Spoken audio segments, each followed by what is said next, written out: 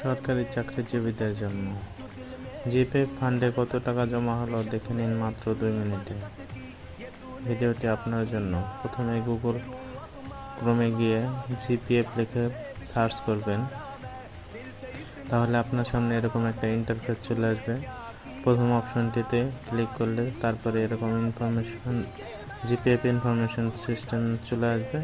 ওখানে আপনার NID number এবং যে ফোন নাম্বারটি দিয়ে আপনার সার্ভিস বুকে এন্ট্রি করা আছে নাম্বারটি দিয়ে সাবমিট করতে হবে।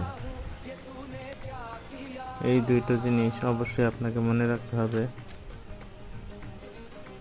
কারণ এই দুটি ভুল হলে আপনি কখনোই নিজের জিপিএফ ফান্ড ঠিকমতো দেখতে পারবেন না। আর অন্যান্য ইনফরমেশনের জন্য আপনার সব কিছু দেওয়া হলো, তারপরে দিলে একটি